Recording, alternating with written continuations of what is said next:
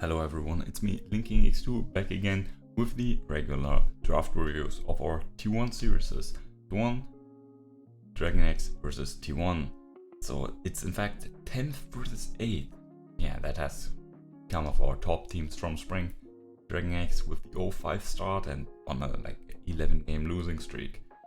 T1 also looking rather shaky against nearly all the teams they have played against. And yeah, the losing streak also are stacking up.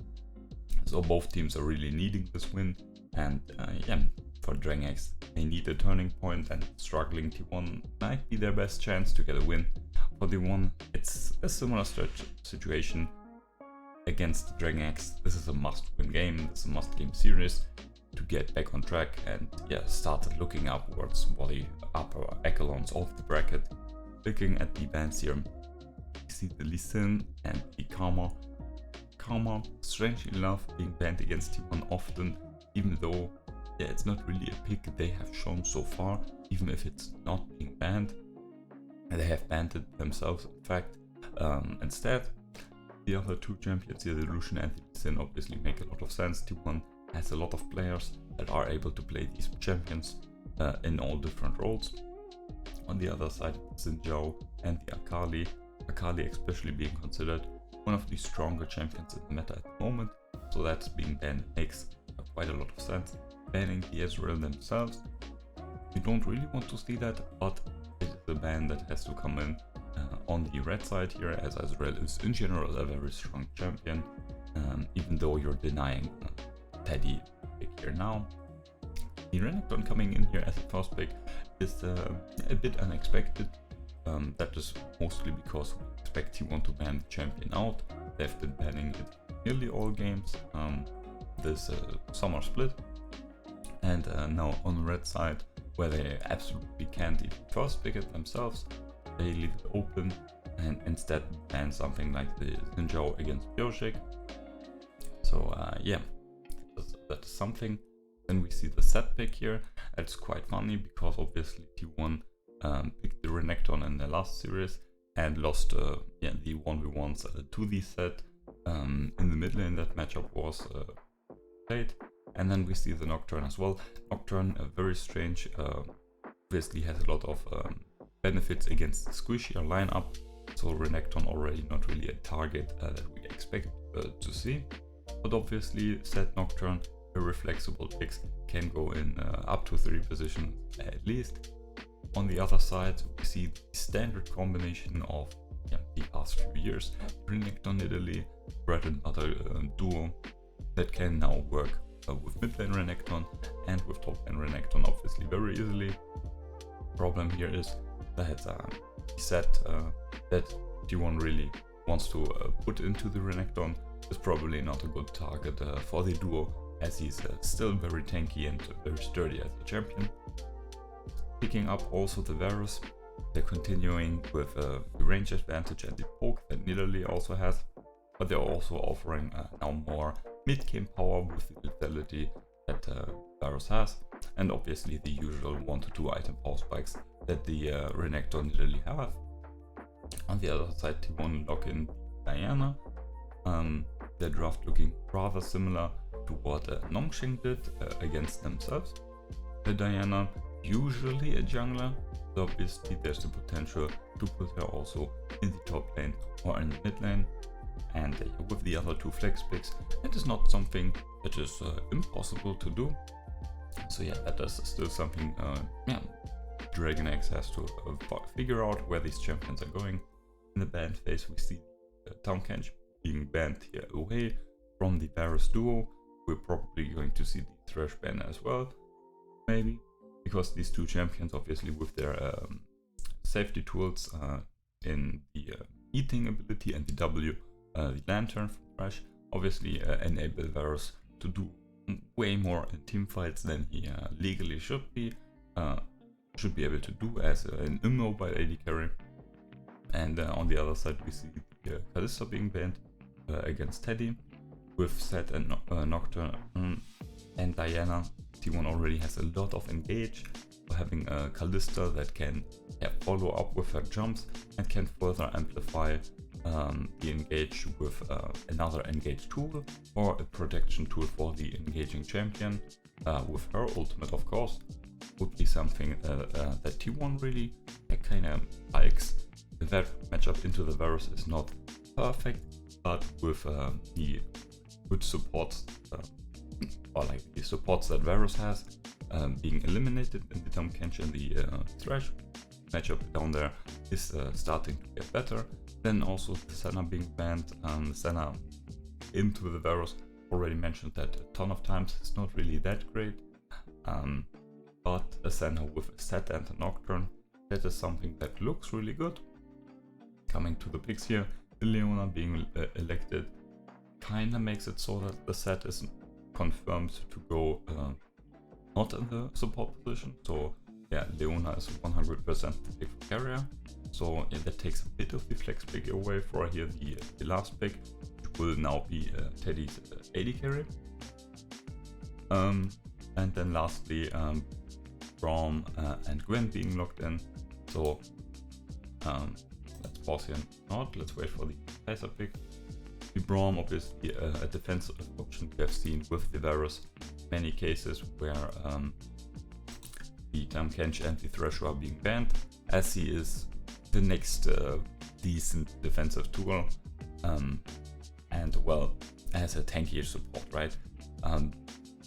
They don't really like to play enchanters with Varus, like a Lulu. Karma's being banned, like a Lulu or maybe a Soraka, right? This type of protection is not really being played with him. So we see Braum coming in. Braum obviously also a very good support against engage, right? With his slows, with his ultimate, a very defensive and very peel focused kid. And yeah, against all the engage from T1, he can surely make use of that. Obviously it won't be enough, right? They need some bit more protection for the Varus to really defend against all the dive T1 has. And yeah, the Gwen then can expect the Renekton to go into the mid lane and Gwen into top, as Gwen mid is something that is possible and have seen in the past, but it's not something very standard. On the other side, the Kai'Sa being locked in nearly makes it so that T1 has copied the draft. Okay, they have locked in the Jhin. If it wasn't for Jhin, I think T1 would have copied the draft of Nongshing 1-1 from I think their first game.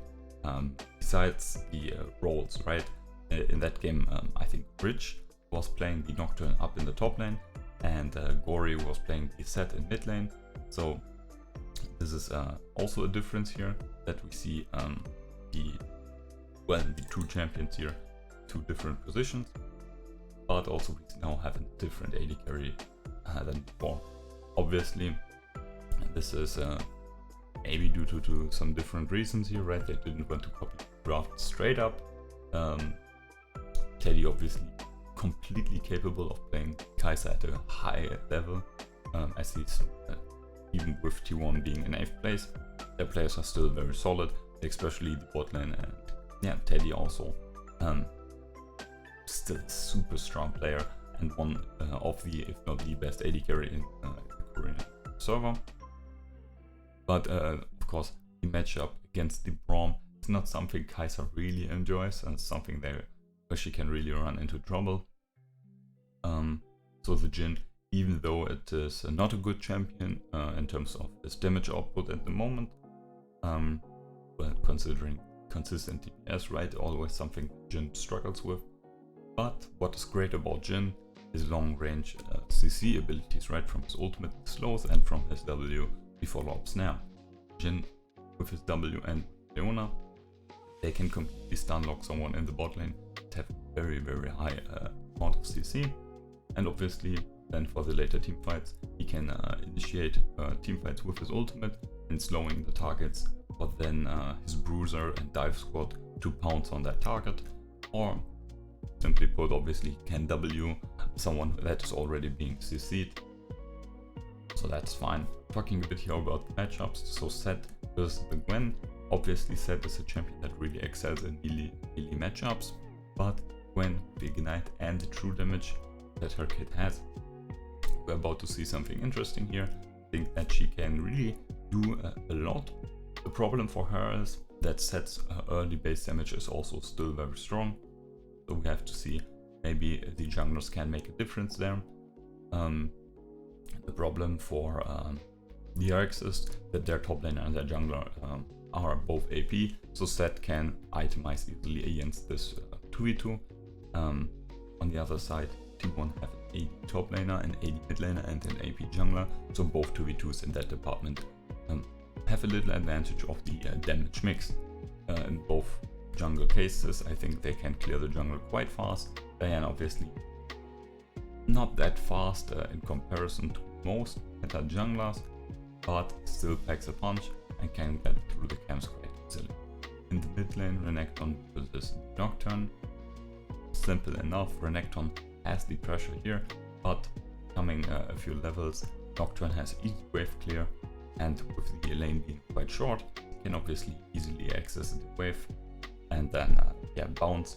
The benefit of having Nocturne in the mid lane instead of putting top like Longshan is obviously that range from the Nocturne ultimate makes it so that he can interact with both the top lane, the bot lane, and most of the jungle, which is not possible from the top lane.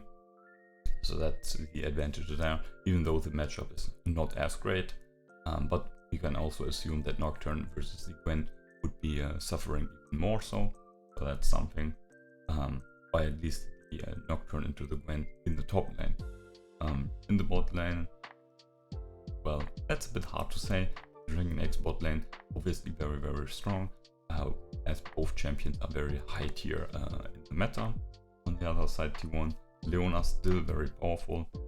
Jhin not really in favor for most players, but the thing is, his damage and follow-up is still very relevant, and considering the player strength, I will assume that T1 has the advantage there. So it's a bit of an interesting mid-game, early game, where T1 is really able to be defensive and put up the shield against Dragon X aggression, but come the like level 6 marks, the first few like items, item component even, T1 can hook up the steam and begin to use their skirmish and dive power against Dragon X comp. Late game scaling obviously not really good for both teams. Nidalee and Renekton are not really all that great at scaling. Similarly, Nocturne and Jhin also not scaling as good as Gwen and the Varus. So both teams are not really looking to go the ultimate distance. Besides Dragon X, maybe they still have very strong champions here with the Varus and Gwen.